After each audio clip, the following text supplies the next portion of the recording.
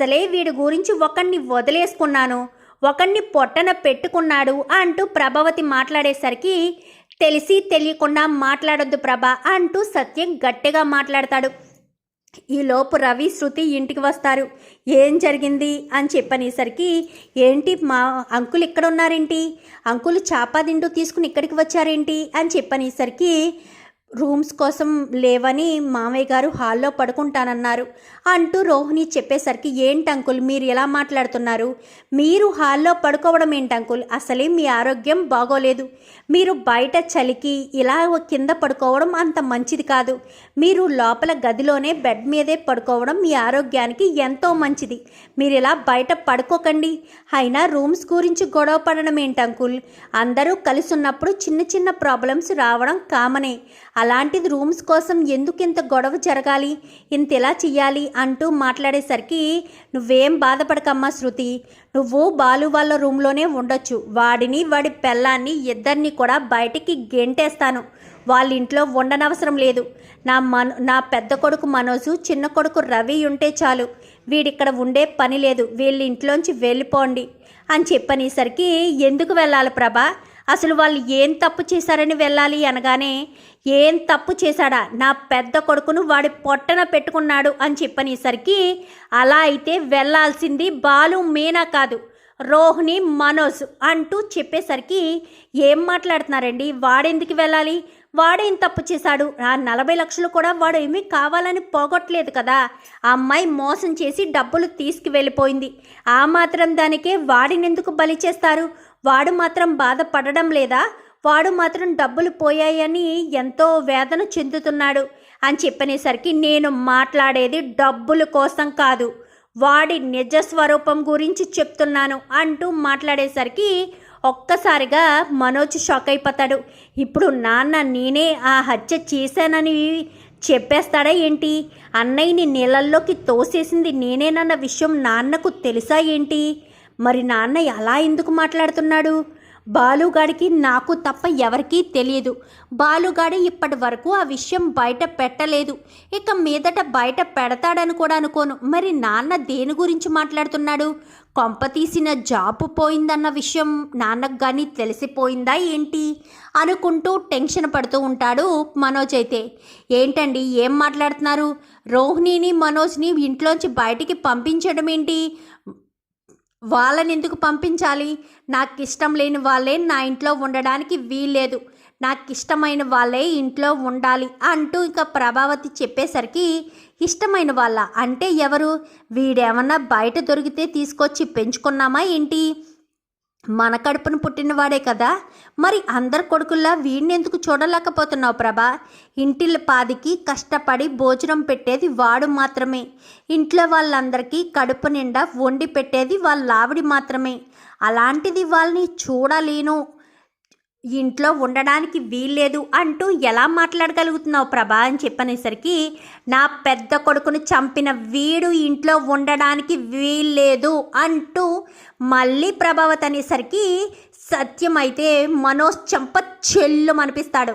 ఏంట్రా ఇంకా చూస్తున్నావు, నడవరా బయటికి అంటూ ఇంకా వాడిని బయటికి తోసేసేసరికి, ఏంటండి నేను నా పెద్ద కొడుకు చంపిన వాడిని కదా నేను బయటికి వెళ్ళిపోమని చెప్తున్నాను,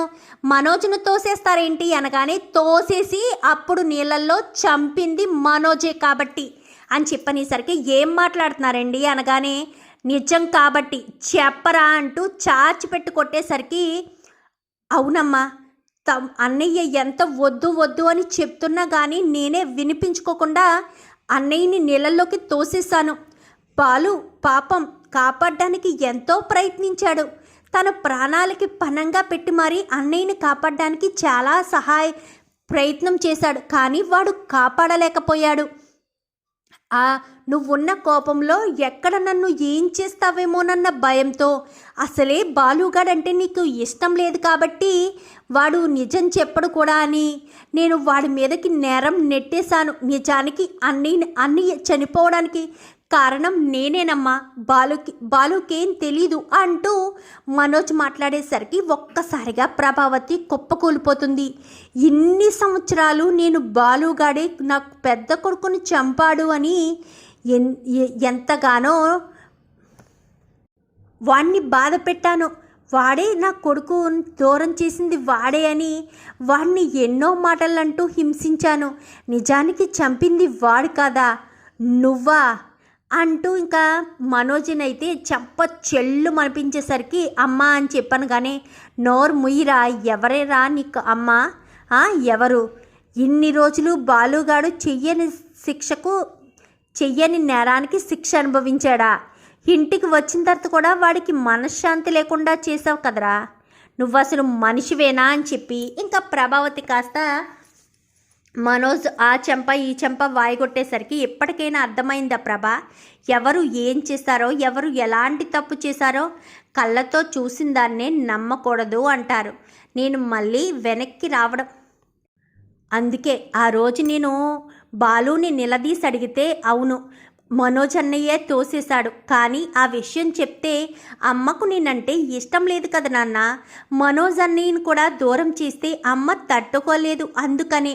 ఆ నేరం నా మీద వేసుకుని అమ్మకు నేను ఎలాగా ఇష్టం లేదు కాబట్టి శాశ్వతంగా దూరం అయిపోవాలి అనుకున్నాను నాన్న అంటూ వాడు ఆ రోజే నాకు నిజం చెప్పాడు. ఆ విషయం చెప్తే ఎక్కడ నువ్వు బాధపడతావోనన్న భయంతోనే అయినా నిజం చెప్పొద్దని వాడు నా దగ్గర మాట తీసుకోవడం వల్లే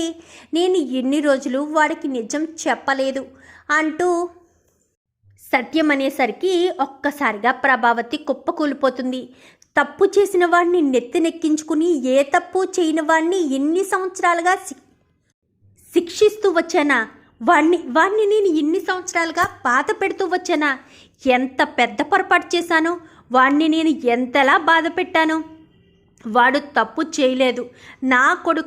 కొడుకు బాలు తప్పు చేయలేదు. తప్పు చేసిన వాడిని ప్రేమగా దగ్గరికి తీసుకున్నాను, ఏ తప్పు చేయని వాడిని దూరంగా నెట్టివేశాను. నన్ను క్షమించు బాలు అంటూ బాలు చేతులు కాస్త పట్టుకునేసరికి అమ్మ నువ్వు బాధపడకమ్మా అని చెప్పనేసరికి నువ్వింకా నేను బాధపడడం గురించి ఆలోచిస్తున్నావా? ఎన్ని సంవత్సరాలుగా నిన్ను ఎన్నో మాటలు అన్నాను, నీ భార్యను అవమానపరిచాను, నిన్ను ఎంతగానో నా మాటలతో చేష్టలతో ఎంతగానో బాధ పెట్టాను. అయినా కానీ ఎమ్మంటే నీకు ఎందుకురా ఎంత ఇష్టం అని చెప్పనేసరికి అమ్మవు కదమ్మా, నీకు నిజం తెలియదు కాబట్టి నా మీద ప్రేమ చూపించడం లేదు. ఈరోజు కాకపోతే రేపైనా నీకు నిజం తెలియాలి అనుకోలేదు. ఎందుకంటే ఒక కొడుకు కాకపోయినా మరొక కొడుకైనా నీకు దగ్గరగా ఉన్నాడు కదా అని సంతోషపడ్డాను అంటూ బాలు చెప్పేసరికి నన్ను క్షమించు మీనా అంటూ ప్రభావతి కాస్త ఇద్దరికి క్షమాపణ చెప్పుకుంటుంది. ఇంకెందుకు రాయి ఇక్కడే నిలబడ్డారు, నడండి బయటికి అంటూ ఇంకా మనోజ్ని రోహిణిని బయటకి గెంటేస్తూ ఉండగా ఆగండి అని చెప్పి అప్పుడు బాలు ఆపుతాడు. ఏదైనా సరే నాన్న ముగ్గురు కొడుకులు ముగ్గురు కోడళ్లతో సంతోషంగా ఉండాలి అని కోరుకుంటున్నాడు. నాన్న కోరికను నెరవేర్దామంటూ చెప్పేసరికి వెళ్ళిన వాళ్ళు కాస్త అందరూ బయటికి వచ్చేస్తారు. చూద్దాం మరి రాబోయే ఎపిసోడ్స్లో ఇలాగే జరగాలని మీరు కూడా కోరుకుంటే వీడియోని వస్తే లైక్ చేయండి, ఛానల్ని సబ్స్క్రైబ్ చేసుకోండి, పక్కనే ఉన్న బెల్ సింబల్లో ఆల్ పై క్లిక్ చేయండి. ఇలా చేయడం వల్ల అందరికంటే ముందుగా చూడవచ్చు.